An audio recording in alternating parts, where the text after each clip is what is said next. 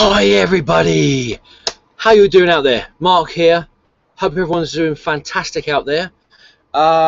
This is an exceptionally drunk hangout with me here today. I have been out tonight celebrating with a few friends, birthdays and anniversaries and whatnot. And yes, I admit I am a little bit tipsy, but I will not let that deter me from showing you what fantastic comics and magazines I have here today with me today. Little bit of a vloggy thing. What have I done recently? Not a lot, really. I know the last time I did a video like this was probably the beginning of June, so not a lot of things happened. I'm gonna take that off. I've been wearing a lot of hats tonight, and I actually managed to make my very first ever knotted handkerchief hat, which not a lot of you are going to be interested in, but it was a bloody well, decent affair for me, actually, the fact that I did that. Anything else vloggy? No. I have actually now officially, I've now officially taken on now officially taken on Purdy as our household cat. She is now a member of our family, along with Kirby the ferret. So be prepared to find moments when she jumps up on top of these boxes and shows herself in the background or meows at any point. Whilst I'm talking about things in the background, if you hear any humming or wind blowing, I don't know if it actually comes along on this video, but I have two fans down here trying to stop me being a sweaty mess on this video because it is exceptionally humid and hot today. I tell you, it is amazingly hot tonight. I haven't got a clue what. I think it's about 15 degrees or something. That's 17 degrees tonight. Let's have a look. See what the legend is that is my mobile phone says to me.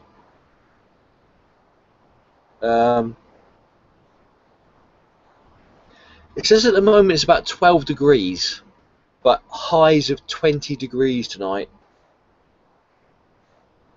So yeah, quite humid. Yeah, very humid. I am on water,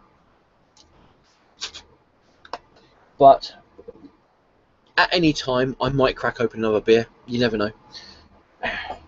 But you didn't really come here to see me. Well, actually, not a lot of people actually came here to see me. I've got one viewer, and I've got a funny feeling that's me.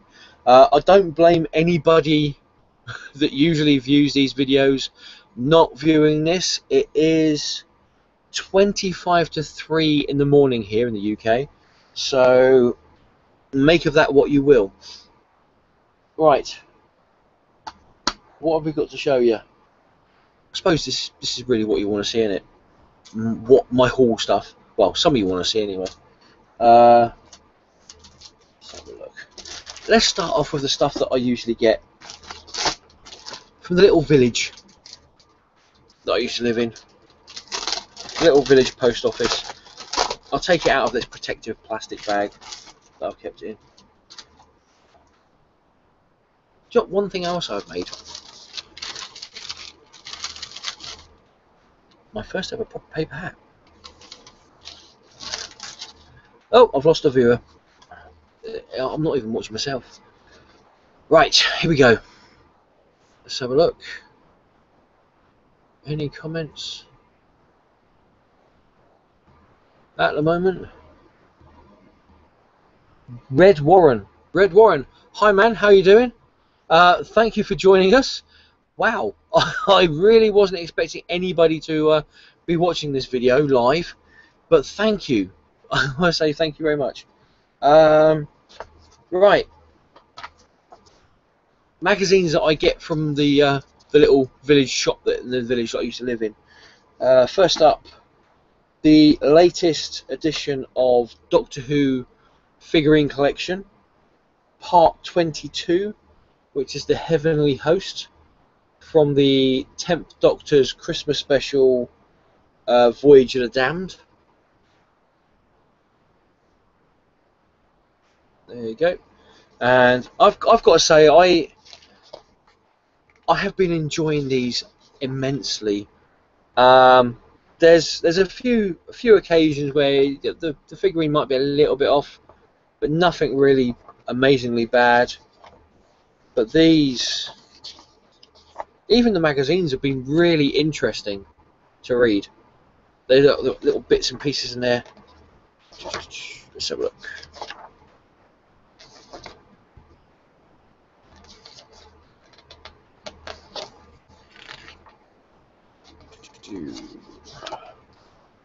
Things like that. About 1974. The actual year I was born, actually. So there you go. Have they got that in there? Mid-March, Loch Ness Gambit. No, nothing about me being born in this magazine, unfortunately. And then you've got other bits and pieces in there like that. March of the Robots and such. It's a really interesting magazine. I mean, even for a person like me who probably to a lot of people has a very limited knowledge of Doctor Who. I'm sure there's plenty of people out there that have got a vast amount of knowledge compared to what I have on Doctor Who. But I've really enjoyed these magazines, and if I can show you that without any glint, there is the Heavenly Host as it is from the Voyage of the Damned. Next time, which I believe is next week, in fact, you have a Zygon from the Day of the Doctor, which was the 50th anniversary special episode. So there you go. So that's next one. That's number 23. And I did see I'll show you that in a bit anyway, in the Previews magazine, I think it's issue 27, part 27 of it. You've got the Ninth Doctor, the Christopher Eccleston Doctor. So that's pretty good to have a look at. Carrying on the Doctor Who theme, of course, Doctor Who magazine. Every Doctor Who fan should be reading this. Absolutely brilliant. It's just chock full of stuff. I mean, I know you have things like the internet that gives you information about what's coming up and what's going on and things like that. But this has always been ahead of the internet, basically. It's a really interesting read. The comic strip inside it has always been fun to read. I believe this one has just got Madame Vastra and her colleagues so far in this story. They've got us like a gap between the Matt Smith Doctor and the Peter Capaldi Doctor. So they're obviously filling that gap with a non-Doctor Doctor Who story.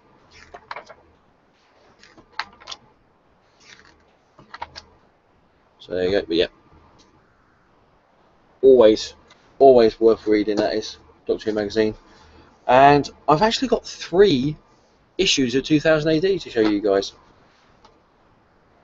We've got 1885, fantastic year for wine, 1885. 1886, and they don't call it the galaxy's greatest comic for nothing. And 1887. There you go. Brilliant stuff. Let's just stick that up the back there. Keep it out of the way. Right, let's have a look. So says it's got 2 viewers, isn't it? See if there's any more comments.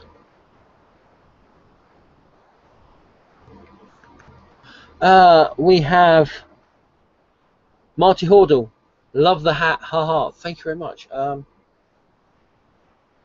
know if it's the paper hat or the knotted handkerchief hat, or the. I used to wear this hat when I used to go out raving and free partying and that. So,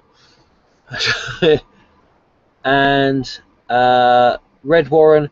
It's only 9:30 here in Canada, so it's not that late. Ah, yes, it's about 20. Comes 2:45 in the morning. So, you know, most sane people in the UK are asleep now. Although saying that, it's not quite kicking out time at the pubs. So, let's have a look. God, yeah. Because this is the first video in a long time that I've done a haul video for, I've got a few comics here to show you before I get to the main event. So I shall quickly go through these, and anybody who watches my videos or sees me on the your comic book community on Facebook, what used to be called the YouTube comic book community, and unfortunately still is, because Facebook won't let us change the name of it because we've got more than 500 people attached to the group. But anybody who knows me knows that I am a massive Valiant Entertainment fan, and I have managed to pick up the chromium covers to Armor Hunters #1. I don't know if you can see that on this. I'll take this out. I really do recommend Valiant Comics. There you go. You can see it's like slightly, if I shine it, get it in the right angle, you can see like a slightly pitted effect on the cover. It's a plastic. You can hear that cover. That's the interior of it. Shiny, shiny, shiny. And that's the whole cover. It looks a heck of a lot better in real life, trust me. Even though this is HD, this camera doesn't do this cover justice. So there's that. So that's the first part of the Armor Hunters from Valiant, which is their event this year. And get that in there without damaging it.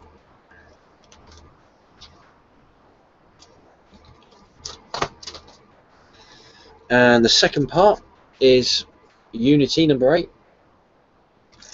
Again, I'll get that out for you guys so you can see it.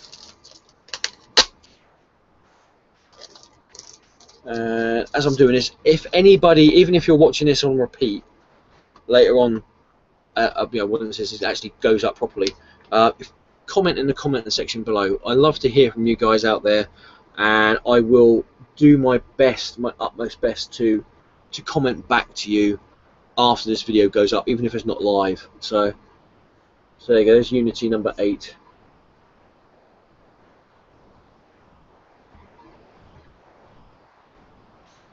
Part 2 of the Armor Hunter event that's going on.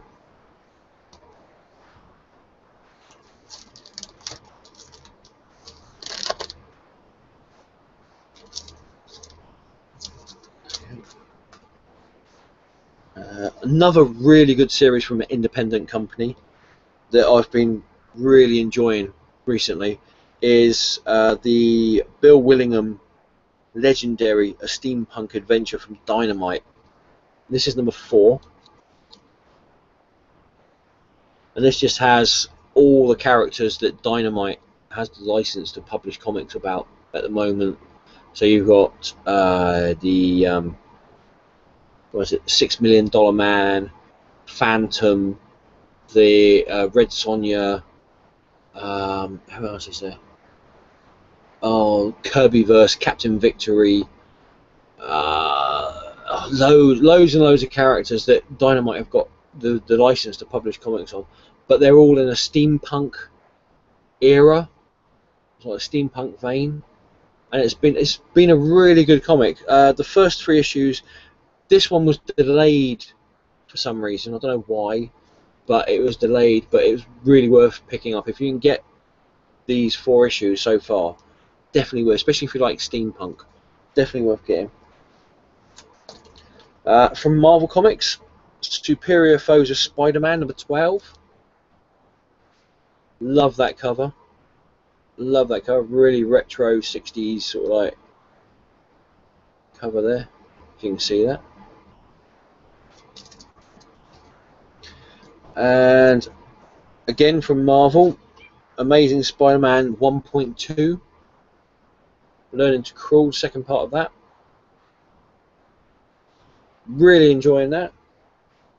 As a part of, an added part of the mythos of the of Spider-Man, but without actually taking anything away from the origin of him. Just like a nice little added bit to him.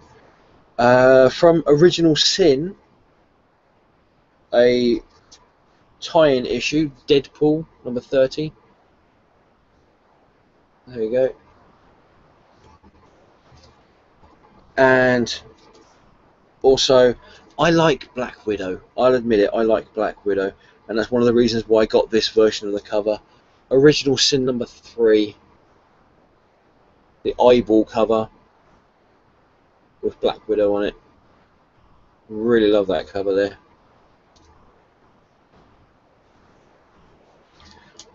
Again from Valiant, Archer and Armstrong, number 21. A series that just keeps on getting better and better with every issue. I actually read this comic.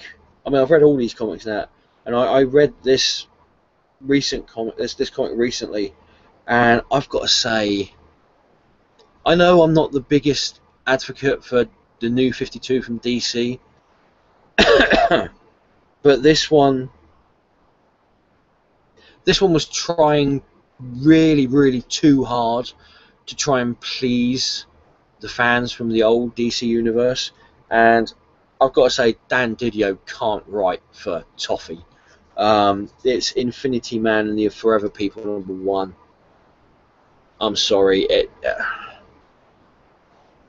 As much as I like Keith Giffen's artwork, he was trying way too hard to be Jack Kirby, and Dan Didio is really fighting a losing battle when it comes to trying to please old school fans of the DC universe by trying to. I mean, they made, I suppose, spoiler alert, just in case nobody's read this. It's come out a few weeks ago. They made the main computer on this. They called it Kirby. I think they're trying too hard to try and get the old DC Universe fans interested in this, and it fouled miserably. Sorry. A comic that I really did enjoy. I didn't think I was going to enjoy it. I thought it was going to be one of those meh sort of things, but I really did enjoy it when I read it, and I'm so glad I picked up the first issue of it. Karen Gillan, remember his name. The Wicked and the Divine, number 1 from Image. Brilliant, absolutely brilliant. A fantastic take on the modern, I suppose what you call superstars of today, and how they would be if, in fact, they weren't superstars, but they're actually the old gods. Fantastic so far, really good. Really love this first issue. A series of comics from Dynamite that I personally have been enjoying immensely. It's the Gold Key imprint series from Dynamite, and it's Magnus Robot Fighter. This is number 4. These have just been brilliant, absolutely brilliant. A great take on a really old comic book character. This one, I would have to say it's sort of it's almost like the Matrix, but a version of the Matrix that makes sense, if that makes anything.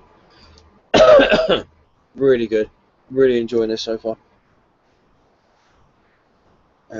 Silver Surfer number 3, is it? Yeah, number 3. Silver Surfer number 3. I've been enjoying it, but I have a feeling that they're trying to make this too much like Doctor Who. In the sense of, you have this being, as in the Silver Surfer. He's traveling around the galaxy, the universe, on his surfboard, and now he has a companion who is this feisty human girl who wants to see the universe, and it does have big smatterings of, this feels like this is Marvel's version of Doctor Who. Alright, he hasn't got a TARDIS, he can't go through time and space, but he can fly through space on his surfboard, and he now has a companion, or a friend, you know, however you want to call her. It definitely does feel like this is Marvel trying to what's the word I'm looking for? Trying to cash in on the phenomena that is Doctor Who at the moment, by turning the Silver Surfer into a Doctor Who-ish sort of character. But still enjoyable, still a really nice comic book to read, and I'm enjoying Michael Reed's artwork as well. Way out there, completely way out there, real sort of like pop art, fantastic.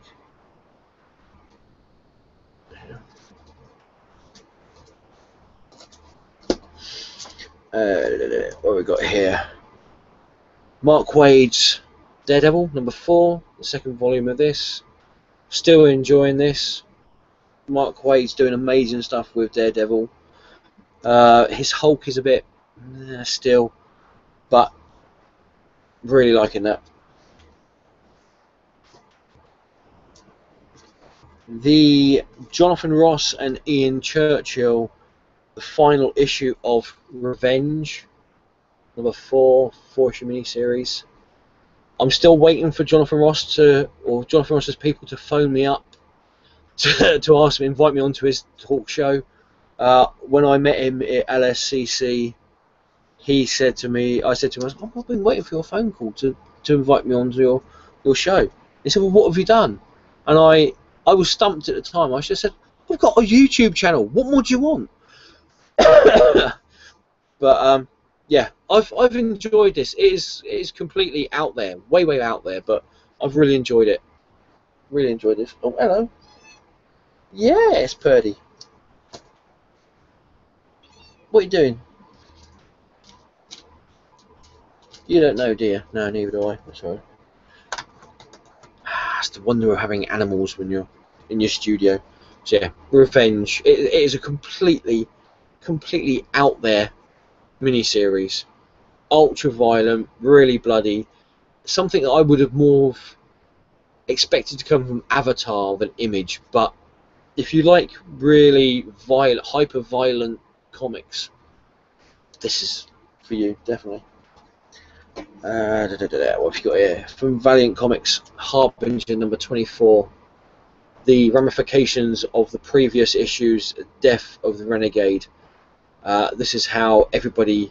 This issue highlights how everyone deals with the death of the Renegade that happened in the last issue. I'm not going to spoil it for anybody if you haven't seen it yet, but definitely worth picking up this, and also gorgeous cover there. If I can get it without any glare on it. As always, this has always been an issue of why do I keep on doing this to myself? But I got this because I like the cover. I got the comic for cheap compared to what normally I'd be paying for it for this kind of cover, and it's Harley Quinn number 7, the bombshell cover. The actual comic is, I've got to say, a pile of pants. They are really trying too hard to make Harley Quinn DC's answer to Deadpool, and I'm sorry, usually I enjoy Palmiotti's writing and that, and I always enjoyed Amanda Connor's artwork, but this is way off the mark, way off the mark. Yeah, not a good comic, really.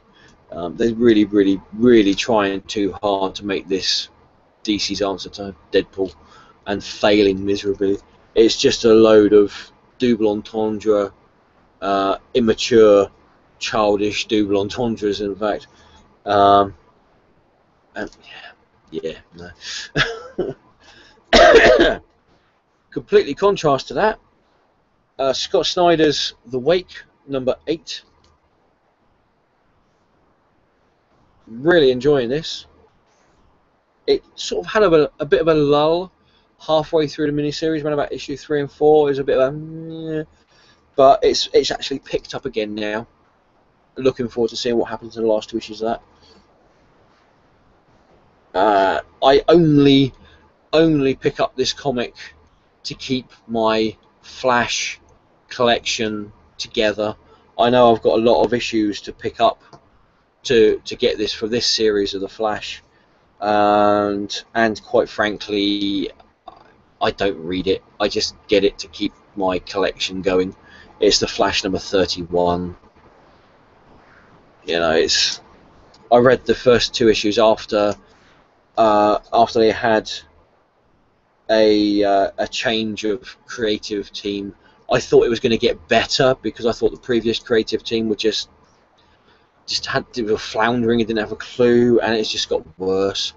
So yeah, that's the only reason why I picked that comic up, because just to keep my Flash collection up to date. Again, completely opposite. A fantastic series from Image Comic. I've been enjoying this immensely. Now Biter, number 2. Yep. And again, really enjoyed this first issue. Really looking forward to the second issue, which comes out next weekend. This week coming, this Wednesday coming. It is Batman 66 meets the Green Hornet, number 1. This has just been fun.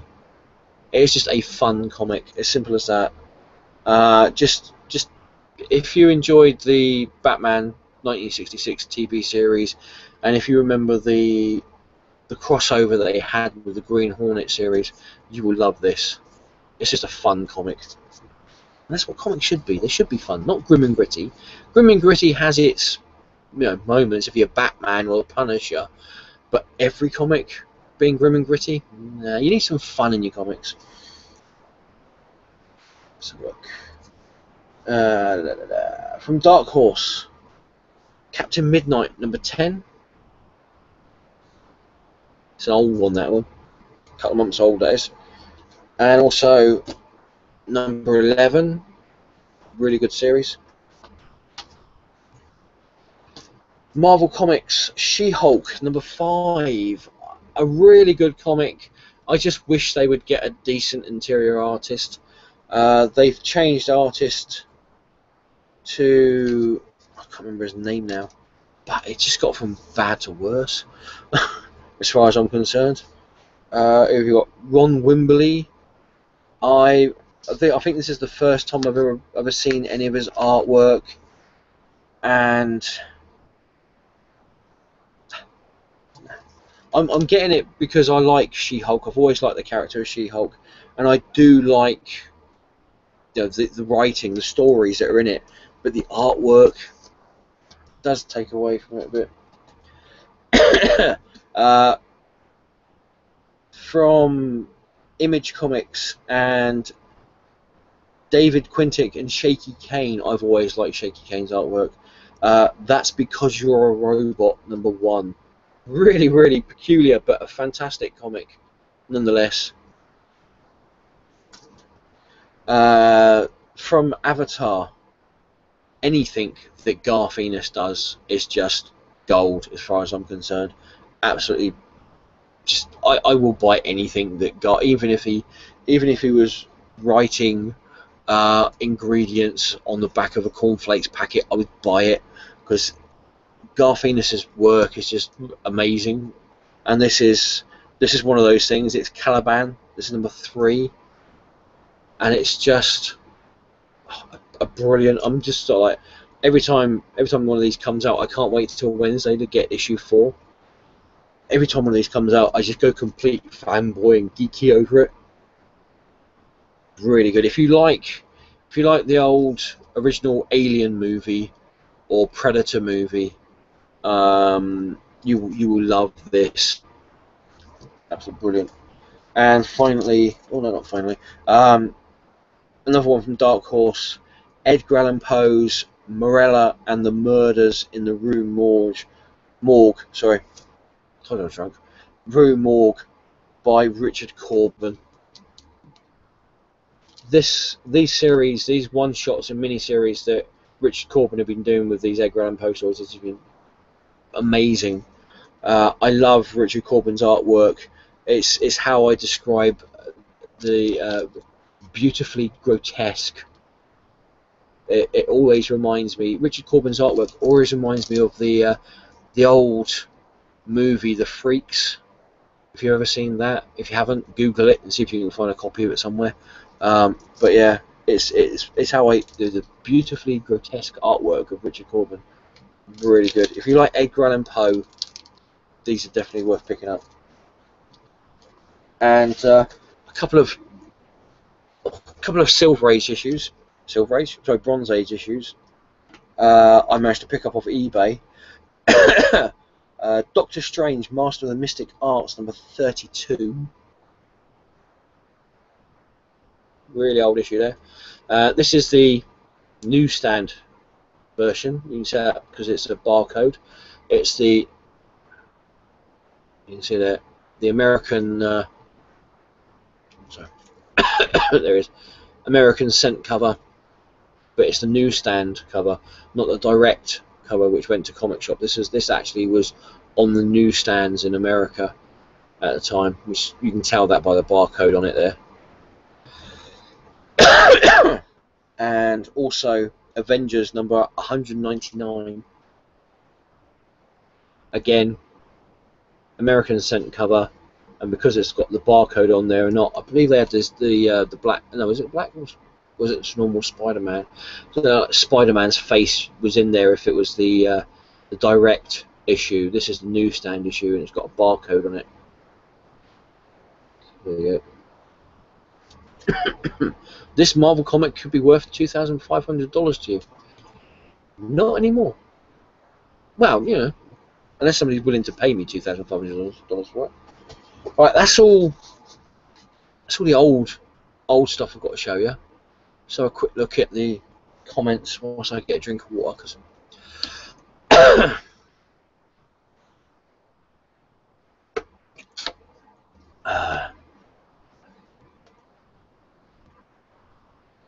let's have a think.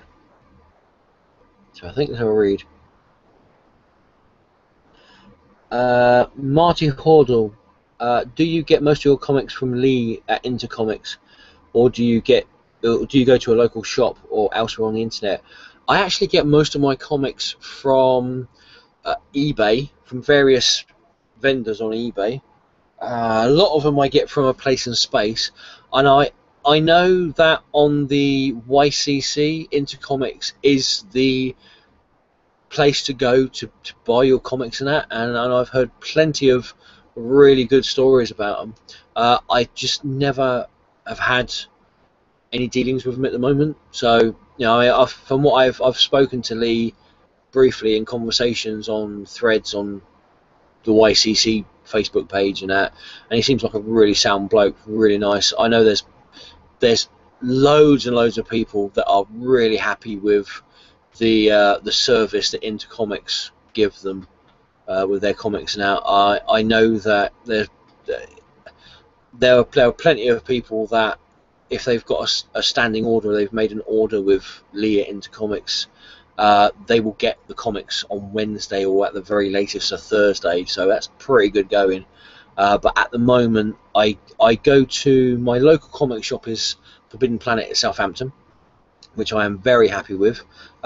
Great bunch of guys and girls over there, fantastic people. I like going there because you can actually sort of like chat to the people there. You actually get like a nice conversation with people, and there's people like Steve and James there, and everybody there really who are really helpful. I mean, I've been going there now for 20 years, possibly even longer than that, and I've seen their shop change location 3 times. So, you know, there's been plenty of staff changes there since I've been going in there and that. So I've not really got any problems with Forbidden Planet in Southampton. Great bunch of guys, people over there. You know. But yeah, from what I understand from other people that I know who have had dealings with Intercomics, they are top-notch, really good people to deal with. So look, what else we got here? Marty Hordell again. Love the cover of Batman 66. It is pretty cool, isn't it? It is a really nice cover.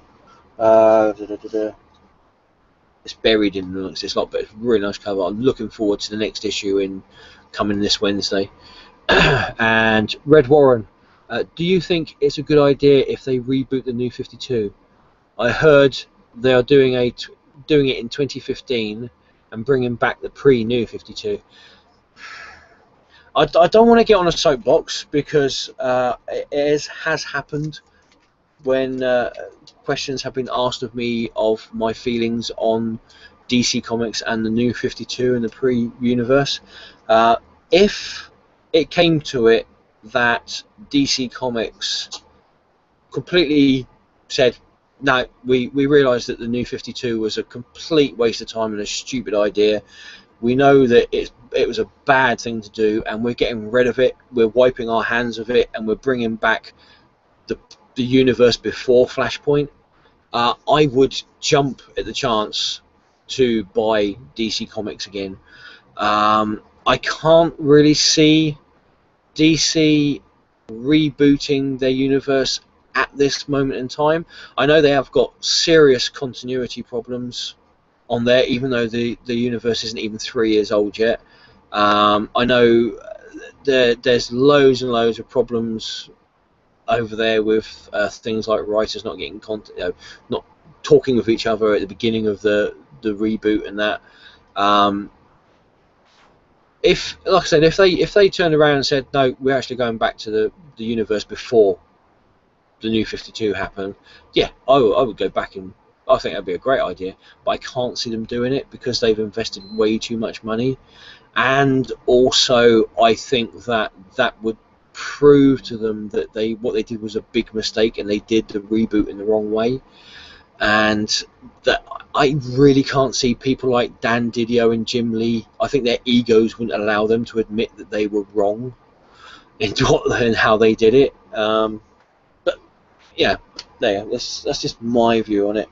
I know they're supposed to. I've heard rumours that they're supposed to be celebrating the 30th anniversary of Crisis on Infinite Earths, which happened in 1985. Or started in 1985, and I have heard rumours that there is meant to be a New 52 version of Crisis on Infinite Earths. I think it's trying to make a silk purse out of a pig's ear myself, but yeah, there you go. That's just my view on it. Right, what else have we got here? So another drink of water. There's loads of stuff.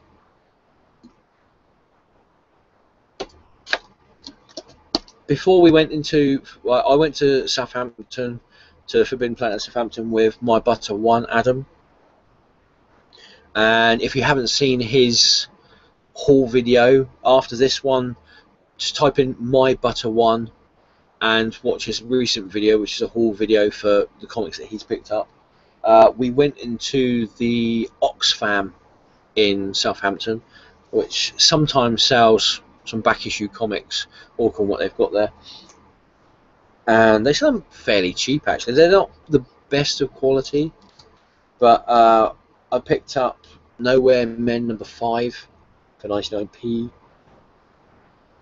It's a little bit dented and, you know, biffed on the sides and that, but 9p up. That's right. And also, I have enjoyed reading the Eagle comics in the UK. They were a science fiction comic, a bit like 2000 AD, and it was the second volume in the 80s and 90s that they brought out that I read. I've got a few of the original series of Eagle comics, but I picked these up from the Oxfam in Southampton.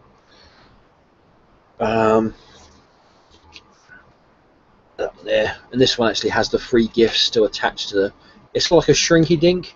You cut it out. This was a character on a breakfast cereal in the UK called Weetabix, and what would happen is you cut out this like on here, and then you stuck it in the oven.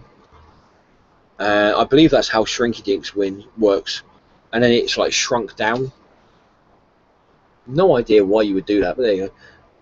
So there's that. That's Eagle, a copy of the Eagle there, and there's a. So what we've got here. Eagle and Wildcat comic.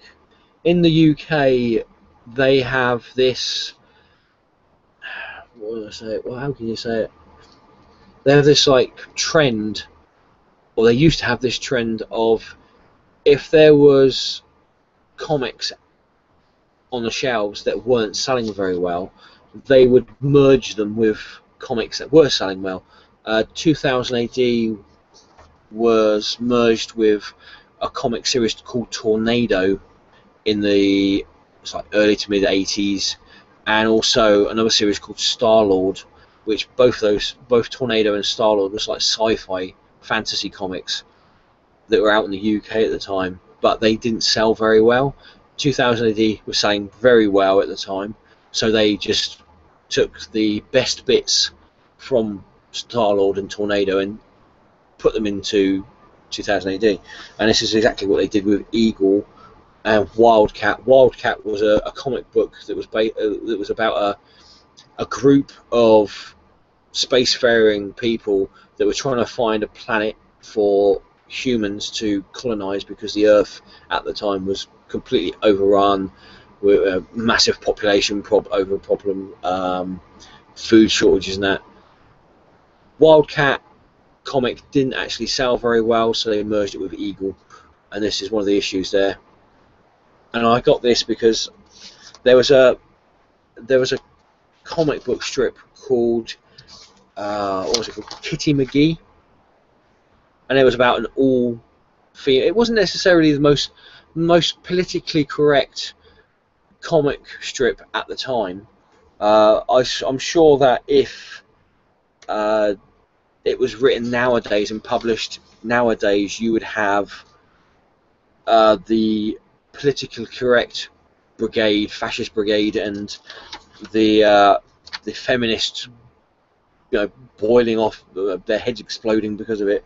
But in the 80s, it was one of those sort of like things. There was an all-female group of characters that was exploring this planet that the Wildcat team landed on, and I enjoyed it when I was younger. I was 1989, so I was 14 when this came out, give or take. So And then you've got this one here, which is from the 4th of November 1989. And then you've got the Dan Dare. And if you can't read that, it says Dan Dare drama, Renegade Robovac. It eats people, not dirt. There you go. And it was an anthology comic as well. Come out every week. Right. Let's have a look. Just have a quick look on the comments.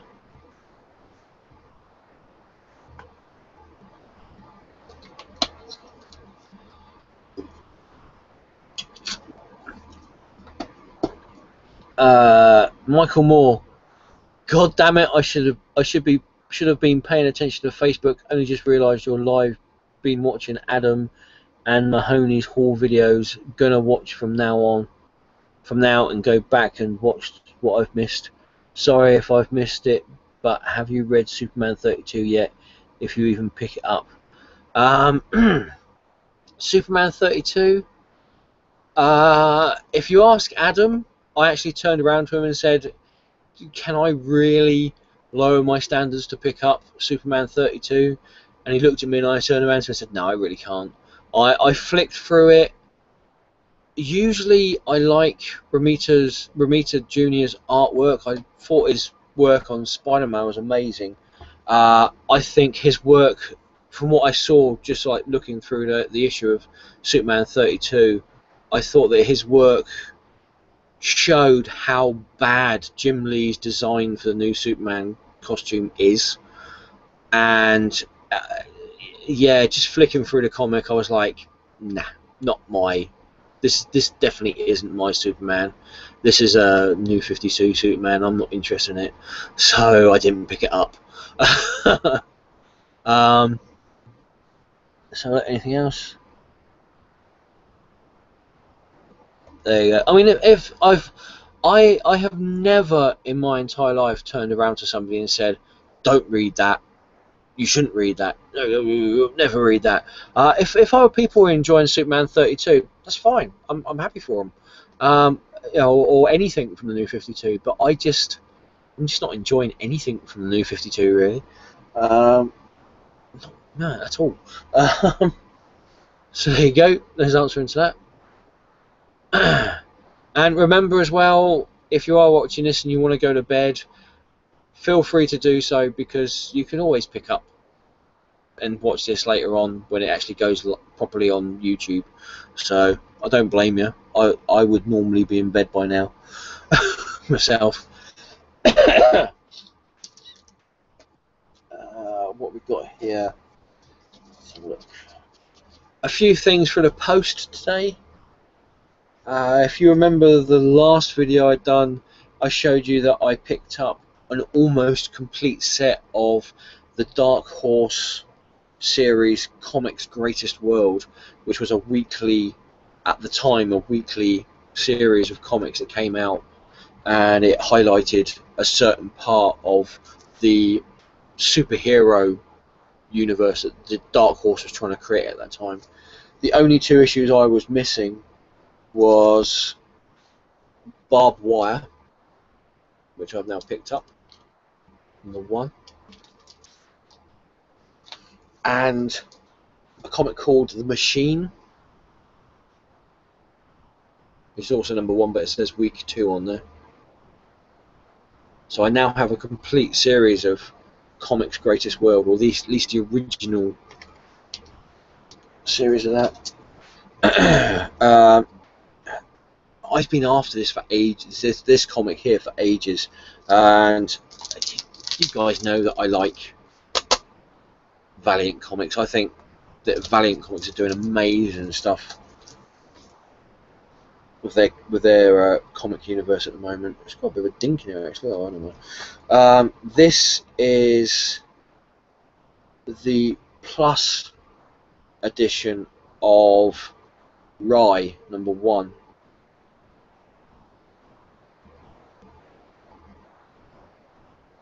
Wow, there is loads of stuff in this that wasn't in the original comic book. This is Rye number 1 Plus edition. Awesome stuff. It's a lot bigger. It's got 15, I think it is, extra pages, and you've got the main comic, which is beautifully drawn, absolutely beautifully drawn, and then you've got extra bits and pieces in it, like this.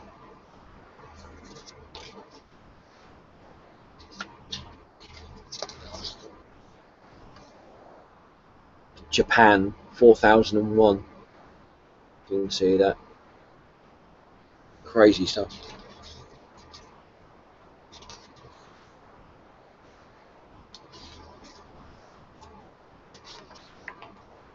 Fantastic.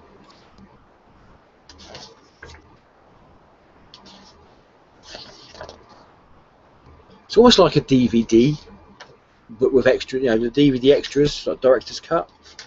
I'm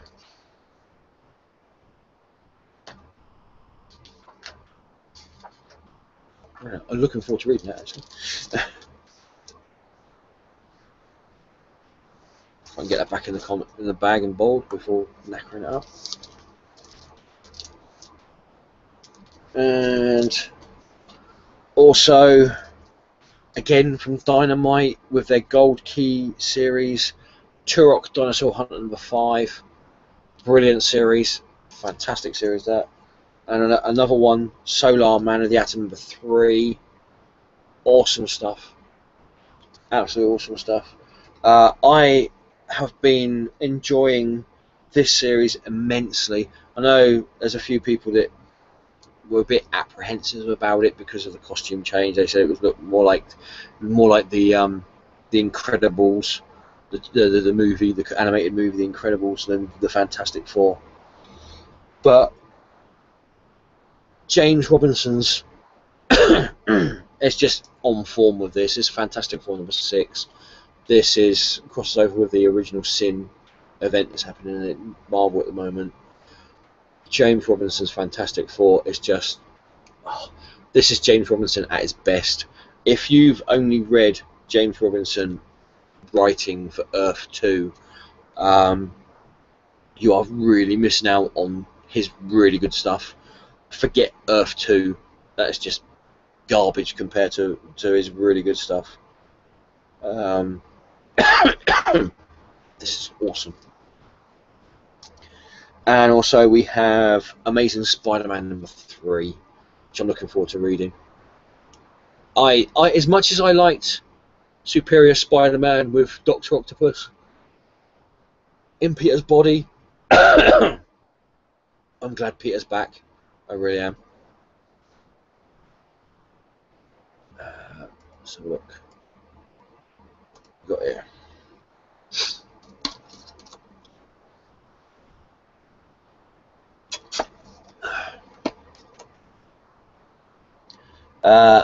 Oh, cool, Costa Bromstar, how you doing, man? I hope you're doing well. It's great to see you all making videos again. Awesome stuff as always, and thank you for joining me. It says, Mark, you magnificent specimen of manhood, you. Oh, thank you. Stop it. Making me blush. And FF #6 was awesome. I haven't read it yet. I've just been really enjoying James Robinson. I think Fantastic Four is Robinson back at his peak, like he was when he was writing Starman for DC Comics.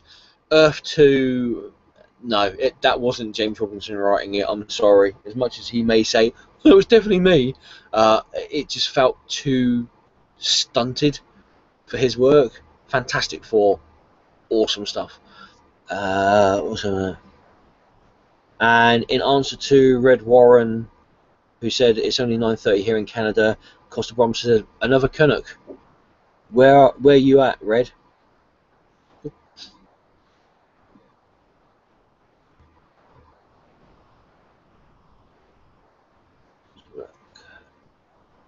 And that's it for the time being with the comments. What else have I got? Not really comics, but I got some Magic the Gathering. I got hot dog sausage in a bun. I can never understand why a minimum set of cards for Magic the Gathering, from what I understand, is 60 cards. So why Ultra Pro sell packs of 50? I don't know. Because that means then you have to buy 2 packs with 100 deck protectors in it. Ultra Pro, just sell them with 10 extra bloody card protectors in them. You know, it's not that difficult. It's not that hard to understand. And of course, a box for them to go in as well. That's for my my first ever set, no, my second set of cards that I've created myself. So they probably won't win a thing. So, but there you go. What else we got?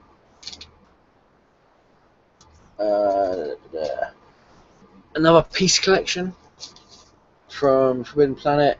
The Ultimate Graphic Novel Collection.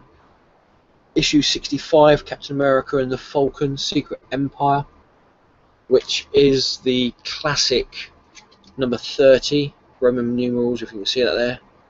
And this reprints Captain America and the Falcon, issues 169 to 176. So that's 169, 8 issues in this, which is pretty good for $9.99. And also issue 66, which is issue 66, side number 61, for Avengers Prime, which is, strange enough, Avengers Prime number 1 to 5. It's the miniseries. Yeah, looking forward to reading that. I think I've got the first couple of issues of that miniseries actually, in the single issues. There you go. And we have the obligatory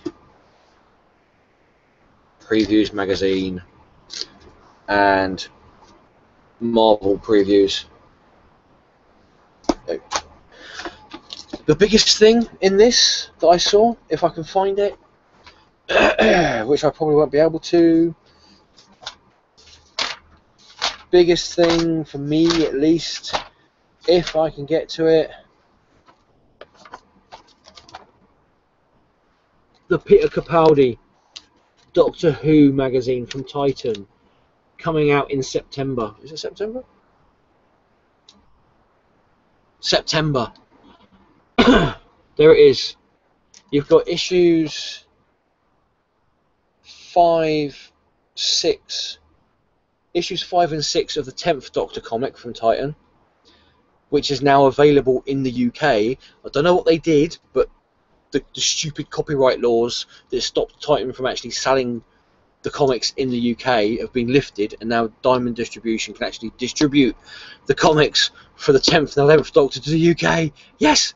So they'll be in the UK, and also issues 4 and 5 for the 11th Doctor, because there's 15 issues of each comic a year that Titan's publishing, and issue 1 of the 10th Doctor, the the 12th Doctor, Peter Capaldi. There you go. Awesome stuff. And other than that, I haven't really had a chance to flick through it, so I'll have a look later on. Pick that up from Forbidden Planet. This little advertising card for the original Sin, Loki and Thor, 10th round 1 to 5. Interesting. Oh, let's get comfortable. Right. Before I get to the main comics that I actually get from Forbidden Planet, they again had their semi-blind back issue packs, which they've actually increased the price of to £2, so it's now 4 comics for £2. Originally it was 4 comics for £1 when you were paying 25p for an issue. Now you're paying 50p for a comic, so you know. I shall quickly skip through the comics that I got in the. You're only supposed to buy 5 packs. I can understand why. I can understand why they limit the amount of packs to 5 per customer, because you do get people who are just greedy and go in there, pick up all the packs, and you know, and there's no way you can read. Well, I can read that amount of comics in the time space, but yeah. So anyway, they've limited to 5 packs of these back issue packs per customer, which I can completely understand. But I bought 5 packs, which was the maximum amount you can get, and then I got Adam to buy me another pack that I was looking for. Again, go to My Butter One's channel and have a look at his haul video, you will see the comics that I gave him, because I had a couple of doubles. So I was, a few doubles. So I was like, oh, here you go, mate. You can have them. They're no good to me. So I gave him those. The ones that I kept are these ones. Sidekick number 6.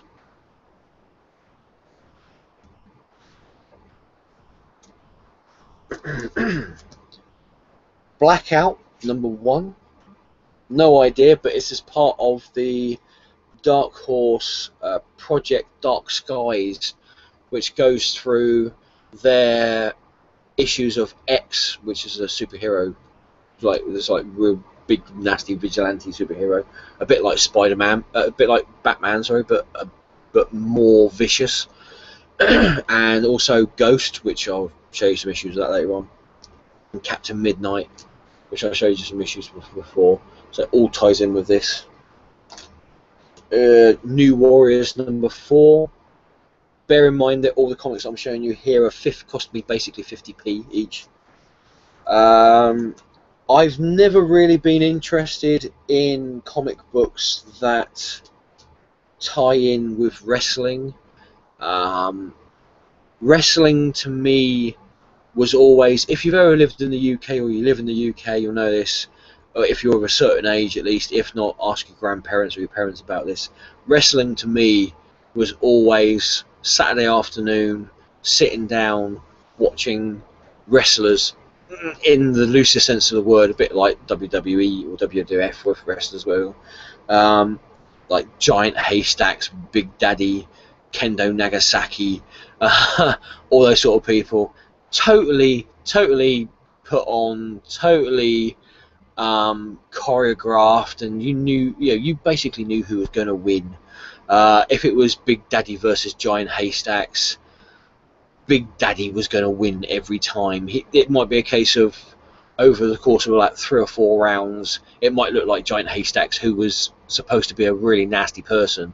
In real life, he was a really nice bloke, but obviously in the ring, and for the sake of the audience, who was supposed to be a really nasty person, he'd be like winning like the first couple of rounds, and then Big Daddy would, easy,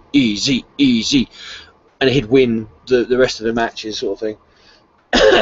So things like this don't really interest me, but I never shun away a comic book, no matter how bad they are. This is WW Superstars issue 4. No idea. Michael, you might know anything about it. I have no idea about it. But there you go. I'll read it because it's a comic. Simple as that. Miracle Man number 5. 50p. What do you mean? Again, possibly the only way that you will see me put New 52 comics into my collection is if they are really cheap. Aquaman and the Others number 1. Like, that's a really sort of like, yeah, that had well thought out for that title all over the place. Aquaman and the Others number 1. And also Aquaman and the Others number 2. I've actually got this next issue, but I haven't got this cover. So what if Age of Ultron number 1 with this cover? I can't remember what one it is. I think the cover that I've got is the one with Ultron sitting in a throne, a bit like Game of Thrones throne, and it's got things like Captain America's shield, Iron Man's helmet, Thor's hammer, and that strewn around his feet and in his person, and that. This is the other version of the cover for this issue. A series that I really wish I picked up when it first came out, and unfortunately I haven't. I've got a couple of issues of this, but not anywhere near what actually has come out. This is Ed Brubaker and Sean Phillips' Fatale, issue 21. C'est la vie. Uncanny Avengers, number 18 point now.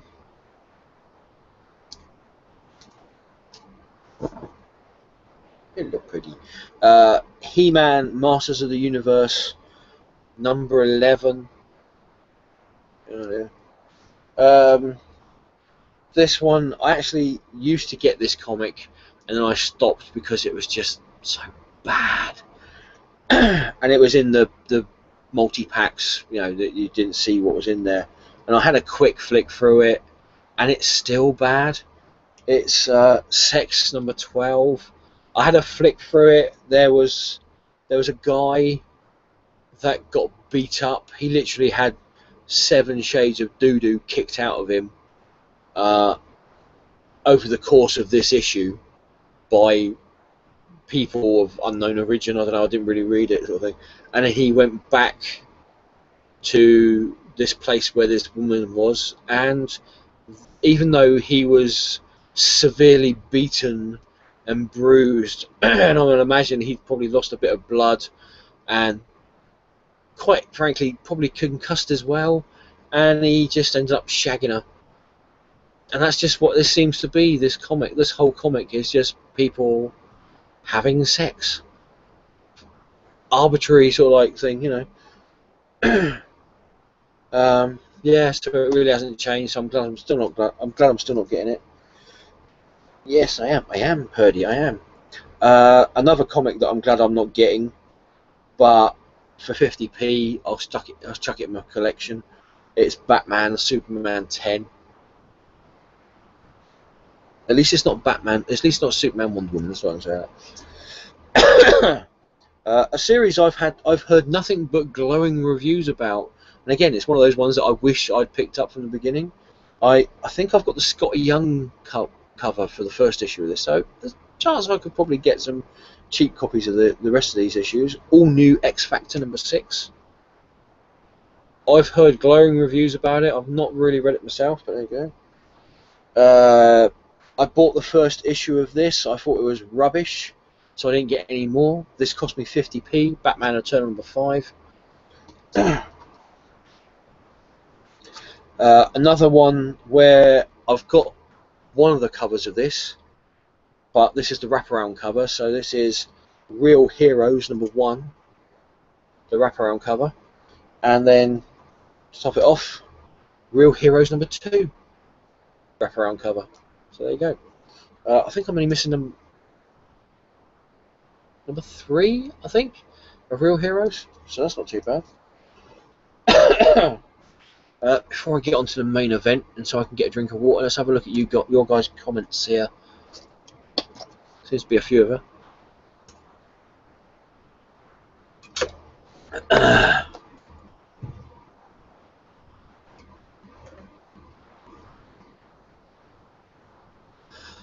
Michael Moore, I've been reading comics now 16 months, and here's how I feel about New 52.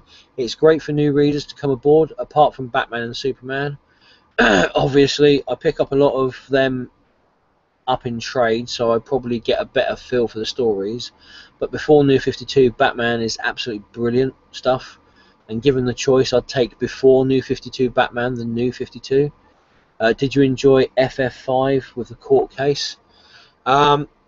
Yes, I did enjoy FF5. I thought it was possibly, I know it's a comic book, but it was possibly one of the most realistic court cases that I would imagine would happen with superheroes. I know it might sound really weird for people who possibly might be watching this video and you're like, you're talking about comic books, but it just felt like it was something that I've seen and think. I mean, I've never been in court myself, you know, touch wood, I'll never have to be in court myself, but watching things like, I know they're sort of like just for TV and it's sort of sensationalised and that, watching things like Law and Order and programs like that, and at the most extreme and the most ridiculous things like Judge Judy as well, it did seem like it was the thing that you would expect to happen in a court if you had a group of superheroes that, yes, they are the good guys, they do save people's lives, they do stop the monsters rampaging in the streets, but in stopping those monsters rampaging in the streets, they do cause a heck of a lot of collateral damage. And I'm sure there are people out there, if you've got people who sue companies like McDonald's because they're too stupid to figure out that if you've got an apple pie, chances are it's going to be hot. If you're that dumb and you end up schooling yourself and you sue McDonald's because you're too stupid to understand that something that's hot is going to be hot when you bite into it, you know, if you had superheroes in real life, you will have people who are going to be sitting there going, do you know what? My neck. I remember that there was a battle between the Fantastic Four and Mole Man, and I'm sure that there was like an earthquake where my neck went funny, and I'm sure I got whiplash because of the Fantastic Four fighting Mole Man. You know, or I was walking along the street one day and the Human Torch flew by in his complete, like, all flames and that, and I was so startled that I've been not able to go out of my house since then. So I'm suing the Fantastic Four because the Human Torch startled me. Those sort of people, you know, you can understand that sort of people like that would actually try and sue people who are trying to do good. Yeah, so yeah, that's just my view on it anyway. And yes, I totally agree with you, Michael, with the New 52. I can understand that there's going to be a lot of people whose first comics are going to be New 52. And I, regardless of how much I don't like the New 52 or the comics that come out of and that, I would never, as I said before, I would never turn around to somebody and say, oh, don't read that. You know, I would possibly tell, well, apart from Adam, you know, I was like, don't read that. Buy this instead. But then, you know, we're mates, you know. But if somebody sort of come up to me and said, I'm reading New 52 Aquaman, I'm really enjoying it. Okay, fine, yeah, okay. I would say, well, if you're enjoying that, maybe you might enjoy reading these comics that were before the New 52 happened, and they were in trade paperback, and you know, I would sort of surreptitiously guide them away, possibly, from the New 52, but in a way that I'm not turning around to them saying, you don't want to read that, that's rubbish, you know, what the hell are you reading that for? Which I've seen a lot of people do on the internet. I've seen a lot of people be derogatory against people who do like the New 52. Plus, I've seen an awful lot of people be derogatory towards people who don't like the New 52. So, you know, but I personally would never turn around to somebody and say, no, don't read that, that's crap. You know, read this instead, chuck that away, burn that, you know. Except for Teen Titans by Scott Liddell. That was just terrible. Costa Bromstar, I feel like crap, but I am here until I pass out. Oh, dude! Seriously? Have some honey and lemon. Yeah, honey and lemon juice and hot water. It probably won't do anything, but it tastes nice, and the vitamin C content can't be any worse. Failing that, bottle of Jack Daniels. I hope you. In all seriousness, dude, I really do hope you feel better. I really do. I thought you were on the mend in that, and I really do hope, you know, you're a brother in arms with comic books and that. So, you know, I really do hope you're feeling better. Red Warren, in answer to Costa Bromstar asked Red Warren where he came from in Canada. I won't say where he said he came from, but he says, yeah, Captain Canuck.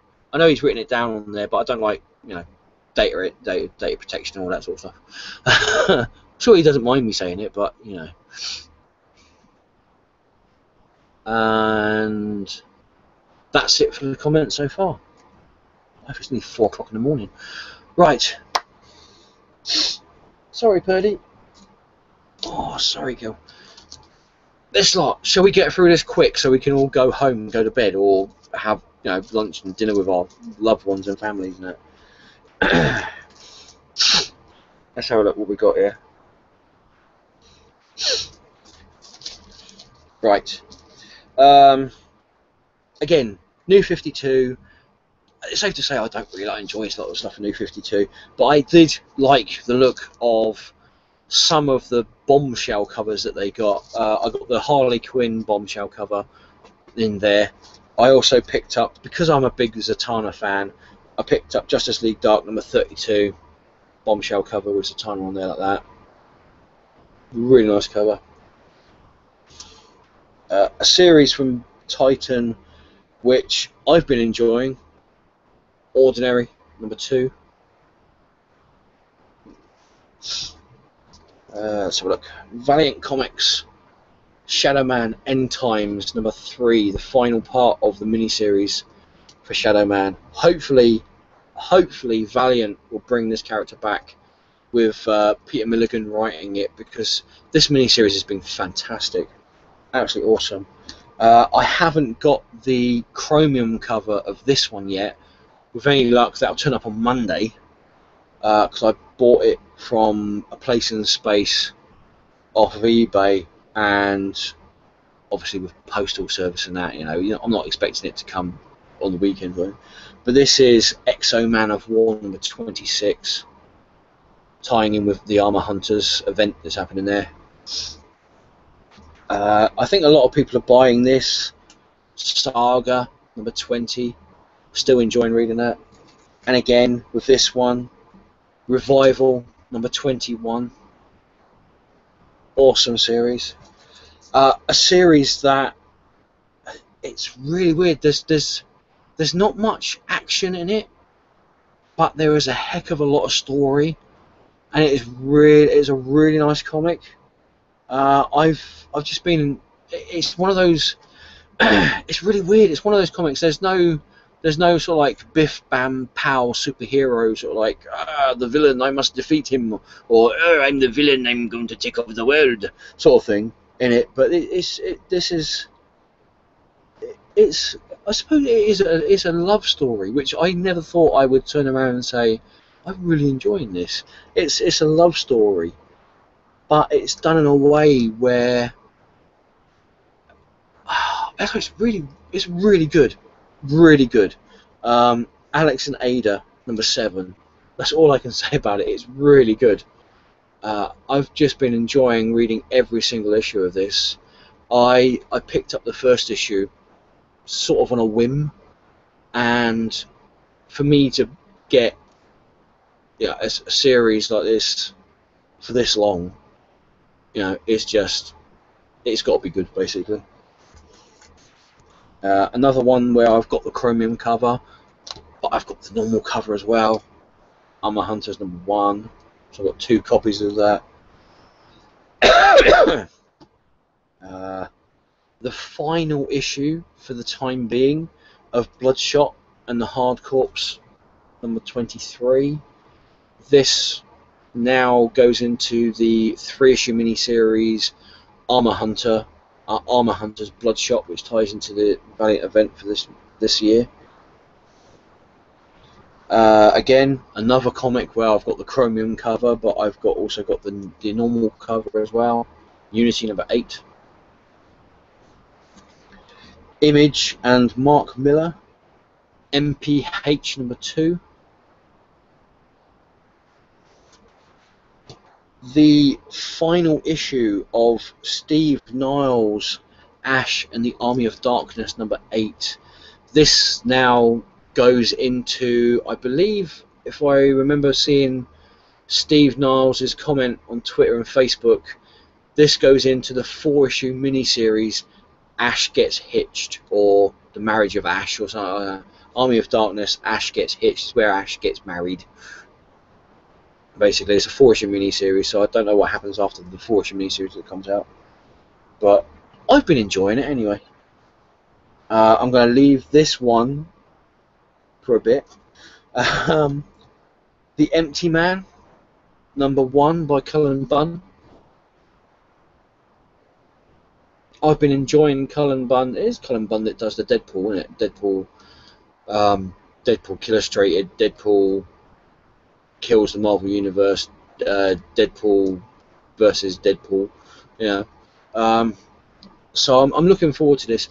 I read the premise of this, and it's supposed to be there's a virus that's going around the world, the Earth, and it basically causes people to go catatonic. It's almost as if they're dead, but they're not dead; they're still alive. And when I read the premise of it and looking at this cover, do you remember the group Radiohead? I can't remember the tune, but there was a video where there was a guy laying on the ground, and all these people were going around him. They were like, "What's wrong with you? What's wrong with you?" And he's like, "I can't tell you. If I tell you, you'll be like me, and you'll just give up, you know." And people are going, "No, we want to know what's happening. We want to know why you're laying here on the floor." And he sort of like goes, "Well, if you really want to know," and then all of a sudden you see this like pan of people just led along the floor, almost as if they've just given up because they found out this great horrendous secret about everything. This is what the cover reminds me of, the Radiohead, the video to the Radiohead tune, which I can't remember off the top of my head. But that's what that reminds me of. So there you go. What we got here? Vampirella #1, awesome cover. There you go. Let's have a quick look at comments before I carry on. Mainly so I can get a drink of water.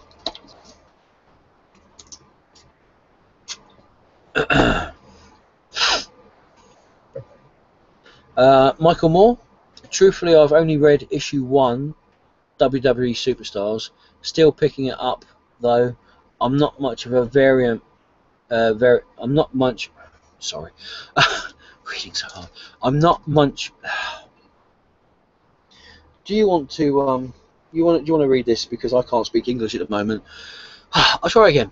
Michael Moore says, truthfully, I've only read issue 1, WWE Superstars. Still picking it up though. I'm not much of a variance, but not much of a variance, but picked up most of, if not all, of the WWE Superstar covers. LOL. It's written by retired WWE wrestler Mick Foley, who is a New York's #1 Times bestseller. Oh right, okay, that sounds interesting. Right. I might actually enjoy it then. You never know. No, I can actually read English, just about.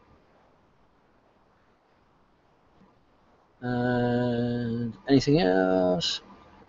Red Warren. I heard so many good things about Alex and Ada, but I have no idea what it is about. I hear it's about an android though. Yeah, it's set in the, I suppose, like near future, where you have androids that look like humans, and there's this whole big thing about androids being given free will. They have this software in them that allows them to have free will, so they can think for themselves, they can show emotions, they basically look like, you know, they act like human beings, you know, and but they're not allowed to.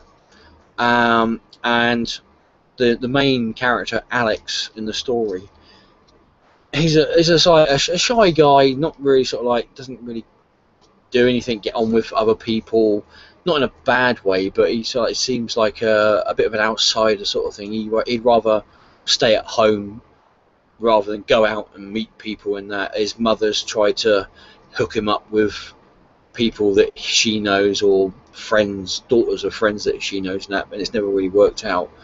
And then all of a sudden he receives this parcel, this big box, and inside it is the android Ada,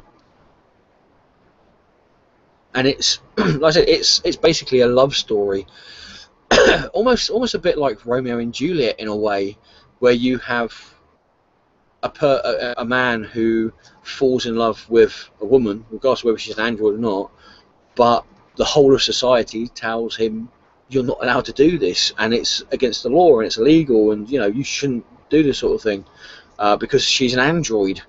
You know, it's against everything that's logical, sort of thing. And again, it's one of those things where I never really thought it's a love story. There's no capes, there's no superheroes beating the crap out of supervillains. What's going on? But it's a really good story. If you can get the trades for it, I don't know when the first trade's coming out for it, but if you can pick up the first issues of it, I seriously recommend it. Really do.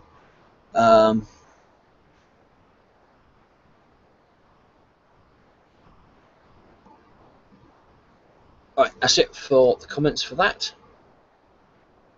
Let's have a look. Last few comics. This was a free comic which just basically showcases all the new artists that come from Marvel Comics, and it's the All New Young Guns sampler #1. Looks quite interesting. So, we have got The Woods #2.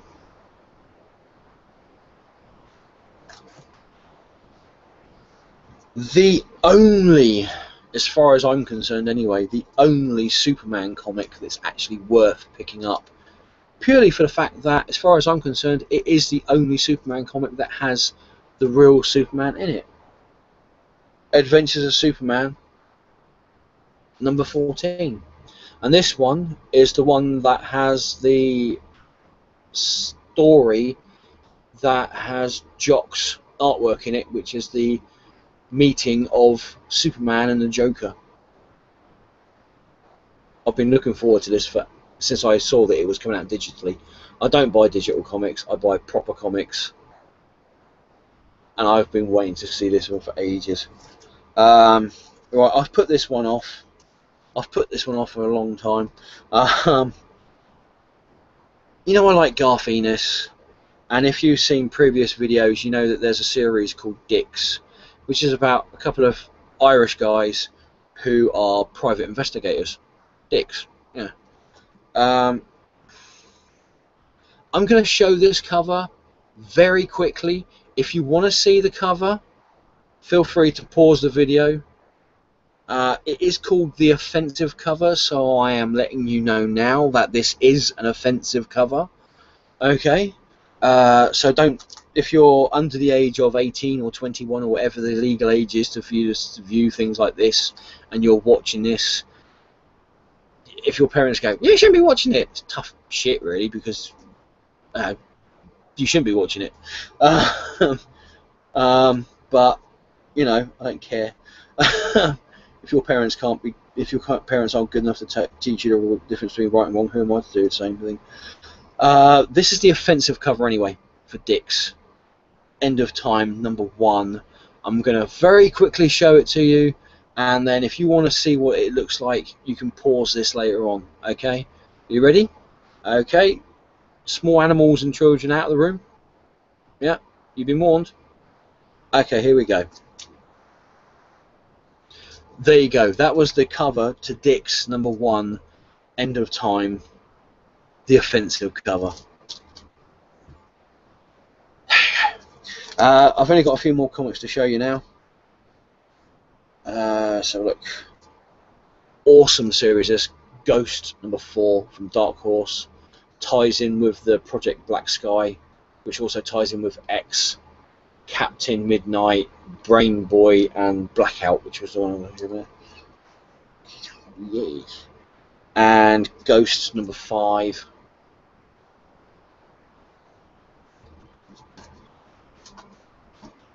Guardians of the Galaxy #16. I'm and ahhing about cancelling this comic every month. I don't know, it just seems like they're producing this comic just so they've got a comic to be on the shelf with the name Guardians of the Galaxy on it for when the movie comes out. It just seems to be plodding along, not really doing much. Crosses over every now and then with whatever event Marvel seems to have at the time. But other than that, it's alright, but it's not amazing. It's not a really good comic. It's just an okay comic.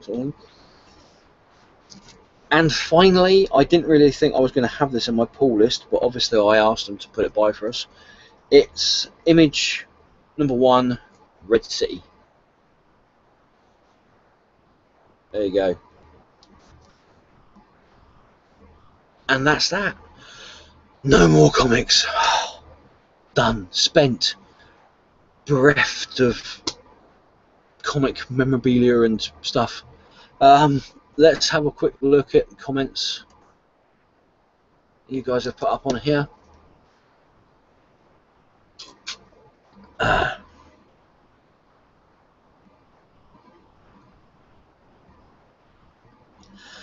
Mark, have you seen the film Her? When I was watching it, felt very loosely like reading Alex and Ada. Oh, do you know what? I have seen the movie Her. That's the one with, is it Brett Eklund in it? Is this the one I'm thinking of? Are we on the same page here? It's like 1960s, 1970s. Yeah, is it Brett Eklund in it? I have seen the movie Her. It was a very long time when I last saw it. But I can see where you're coming from. I can see where you're coming from with that, yeah. Definitely. And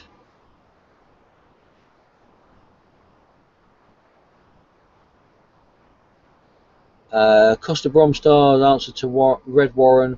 Nice, I'm only like an hour or so away. That's pretty cool. Maybe you guys could meet up in that comic shop that you and DaCosta DC Comics meet up in every now and then. I want to go to that comic shop. I really do.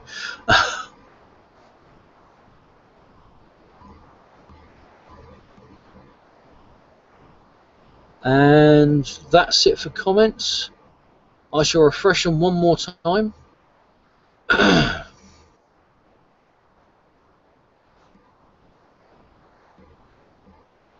Michael Moore, am I the only one that looks at Red City and thinks Dream Police? I can see where you're coming from with that. That definitely looks like the first issue of Dream Police. But with not so good cover artwork. I don't know who it is who's doing the artwork on that, but it doesn't look that good, does it? I can see where you're coming from with that one as well. Comments. Okay, let's have a quick look on Google. No comments that I haven't already. Right. That's it. No more comics. No more stuff to show you. Have I got anything else to show them, Birdie? No, you're sat there purring like a crazy fuzzy thing. Oh, do you know what? That was good. That was. I think I've actually sobered up now doing that.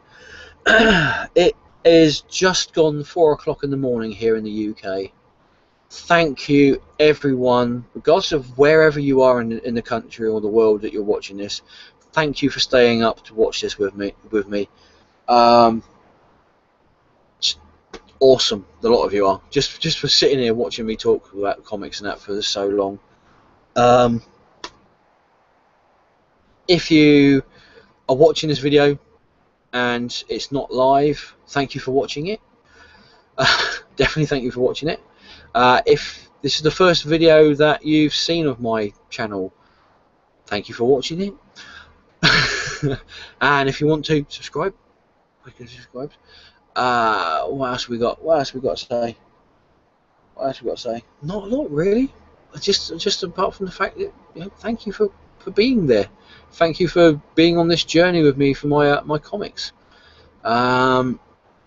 If you want to comment more on any of the comics that you've seen or anything on here that you've seen on this video, I am not the be-all and end-all of knowledge of comic books. I don't know everything about comics, so I'm sure there's somebody out there who's going to be able to turn around and say, well, actually, this comic that you showed, yeah. So if you want to do that, feel free to do so in the comment section down below. Even if you just want to say hi, down below there. I always try to answer back to people who comment on my videos. Thumbs up.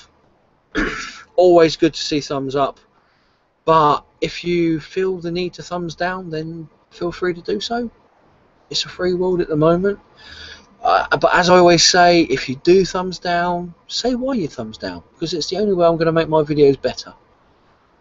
So I'm going to learn by, you know, positive, constructive criticism. Right, I'm going to bed now because it's just gone 4 o'clock in the morning and the sun's coming up. So I'm going to bed now. I hope everybody who's watching this video has a fantastic day whenever you watch this. Love the comics that you read, and just be nice to everybody, and I hope to see you again very soon. Ta-ta for now.